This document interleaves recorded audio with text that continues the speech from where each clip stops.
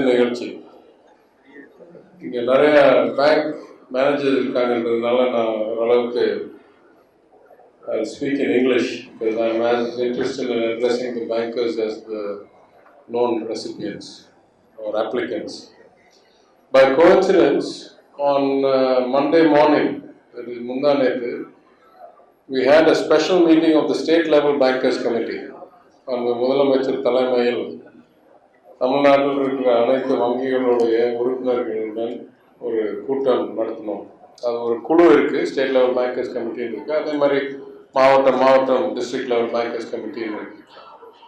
அந்த மீட்டிங் சாதாரணமாக IAS officer லெவலில் இல்லை என்ன மாதிரி அமைச்சர் நிதியமைச்சர் கொஞ்சம் ஆர்வத்துடன் இருந்தால் நிதியமைச்சர் அளவில் நடக்கும்.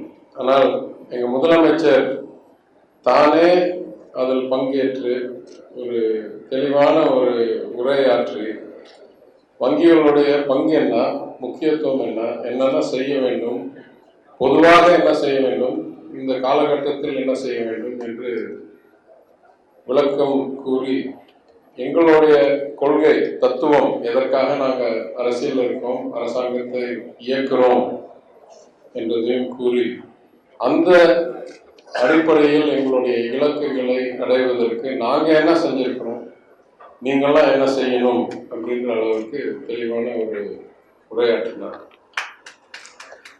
அதில் குறிப்பாக சொன்னது சமூக நீதி, யாரையும் பின்தங்க விடாமல், அது மாவட்டமாக பார்த்தாலும் சமுதாயமாக பார்த்தாலும் அனைவரையும் இணைத்து இருக்கிற வளர்ச்சி எங்களுடைய இலக்கு. அதற்கு வங்கிகளுடைய பங்கு முக்கியம் என்று உரையாற்றினார். Of course, the Chief Minister sets the direction, all of us follow. But I had a chance to speak as well as the Finance Minister, and I spoke as a former banker myself. நானே பல ஆண்டுகள் வங்கியில் பணியாற்றினவன் என்ற அடிப்படையில். And I made some points that are worth mentioning to the managers here because they may not see the macro picture on a daily basis.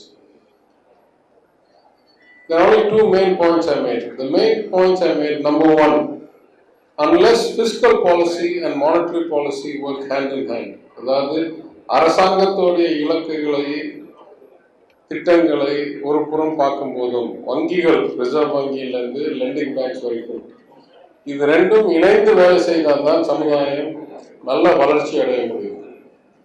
So we have to have some coordination and some synchronization between fiscal policy and monetary policy.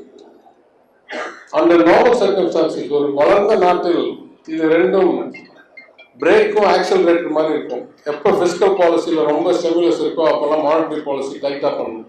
எப்போ monetary policy ரொம்ப லூஸாக இருக்கோ இப்போ fiscal policy கட்டுப்பாடோடு இருக்கணும். அரசாங்கத்துடைய கடன் சுமை இல்லை அதோடைய ஸ்பெண்டிங் செலவினம் குறைக்கணும். ஆனால் நம்ம நாடு பொறுத்த வரைக்கும் நம்ம வளர்கிற நாடு, நம்மளுக்கு என்றைக்குமே lack of capital, inadequate liquidity, inadequate funds. அப்படி இருக்கிற சூழ்நிலையில் even under normal circumstances fiscal policy and monetary policy need to be quite well synchronized. ஆனால் பேரிடரில் ரெண்டு பேரும் இணைந்து வேலை செய்தால்தான் முன்னேற முடியும். பாராளுமன்ற உறுப்பினர் இங்கே நாடாளுமன்ற உறுப்பினர் கூறியிருக்கிறார். அதில் நாங்கள் கூறணும், எங்கள் பங்கை நாங்கள் செய்து விட்டோம். ஆட்சிக்கு வந்தவுடன் வாக்குறுதி கொடுத்த அட்டைக்கு 4,000 ரூபாயும் கொடுக்காத 14 பொருட்கள் உட்பட்ட ஒரு பேக்கேஜ் ஆஃப் குட்ஸும், அது இல்லாமல் பல வகையில் அவசரமாக மக்கள் கையில் பணம் போய் சேர வேண்டும் என்று ஃபிஸ்கல் பாலிசி மெஷர்ஸ் பார்த்தீங்கன்னா சுய உதவி குழு கடன் ஒத்திவைப்பு, இந்த 4,000 ரூபா ஒரு குடும்பத்துக்கு, அது இல்லாமல் இந்த பொருட்கள், அது இல்லாமல் பல வகையில் கிட்டத்தட்ட ஒரு 15-20,000 கோடி அளவுக்கு we expanded the fisc. ஏன்னா பேரிடர் காலத்தில் பொருளாதாரம் முடங்கி இருக்கிற காலத்தில் டிமாண்ட் ஸ்டிமுலஸ் தான் முக்கிய ஒரு கடமை for the government, for the fiscal side. So we have done that.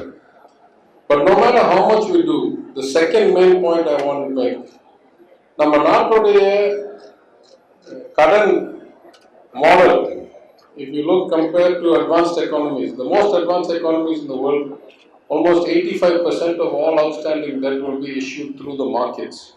Banks will have a very small percentage, 15-20%. If you look at middle economies, it will be about 50-50. If you look at a place like India, it will be about 20-80. Hardly 20% comes from the markets, 80% including corporate borrowings, including debentures, including everything, including government debt, hardly 20% will come from the markets, 80% comes from banks. That shows you that the market still needs intermediation. We don't have an efficient market, we don't have proper mitigating systems in terms of risk management, easy adjudication, standardized models of bankruptcy reform. These are all structural problems in a growing economy. இது இருக்கிறதுனால் வேற வழி இல்லாமல் வங்கிகள் அந்த பொறுப்புகள் எல்லாம் ஏற்று the banks have to perform the intermediation function to ensure that credit is appropriately sanctioned and allocated. இதனால் நம்ம நாட்டில் வங்கிகளுடைய முக்கியத்துவம் மிகவும் அதிகம் உலக அளவில் பார்க்கும்போது ஒன்று. And because, as the MP said, we have this unique strength of nationalized banks. Many countries which are not developed don't have such a strong nationalized banking center. Now that comes with pluses and minuses. But the net result is that banks in general and nationalized banks in particular are the key drivers of financial inclusion, of social justice, of ensuring that we have a kind of homogeneous availability, access to credit at the lowest levels. Governments we try to come up with programs with guarantees and so forth. But banks have to manage risk properly, we understand that. But even secured credit for loans on businesses or cars or houses, it's not that easy to obtain. And because a lot of our economy is informal, many applicants cannot produce evidence of income or of activity or of cash flow or transactions to come and apply for loans. So this is the problem we face today. How do we, on the one hand, maintain the quality of banks' balance sheets, because they are the public money. On the other hand, ensure that access to credit exists widespread across society. In fact, we have not done such a good job. In fact, we all know that banks are in quite a lot of trouble in terms of bad loans in their books. The redeeming point is that is not bad loans from micro and small borrowers. It is largely huge borrowers who had already complexity in terms of asset liability duration mismatches, including the bank I was in. We lent too much to too few people for too long a term. That's the basic problem of how banks have got into trouble in India. It is concentrated risk with high duration to few borrowers who have ended up in trouble as the markets have turned, particularly after the global financial crisis and demonetization. So, சென்னையில் சொன்னதை நான் திருப்பி இங்கே சொல்கிறேன். What we request the banks is to improve your technology, to improve your infrastructure, to improve your ability to process lots of little requests rather than one or two big requests, to do credit risk management including diversification across many borrowers, individuals, micro enterprises, small enterprises, in a way that is prudent banking anyway, because you're diversifying your risk by region, by borrower. It is a lot harder to do. It's much easier to give one big corporate, a few hundred or few thousand crores, and a lot harder. Even in the priority sector now, it's கட்டமைப்பை, உங்களுடைய data சிஸ்டம்ஸை, உங்களுடைய risk management மாடல்ஸை, உங்களுடைய servicing கேப்பபிலிட்டியை, பிளாட்ஃபார்மை அதிகரித்து சிறப்பித்து அதனால் எண்ணிக்கையை அதிகரித்து increase the number of borrowers and increase the strata from which they come and expand the kind of access to credit, particularly after the crisis. This is the need of the hour, because we have many people உங்களை விட்டா அடுத்த வட்டி கந்து வட்டி, so there is nothing in between. They're reasonable with you or it's usurious kind of lending on the other side. So முதலமைச்சர் சொன்ன கருத்தையும் நான் மாநில அளவில் திங்கட்கிழமை வங்கி மேலாண்மை நிர்வாகிகளுக்கு சொன்ன கருத்தையும் இங்கே வழிமொழிகிறேன்.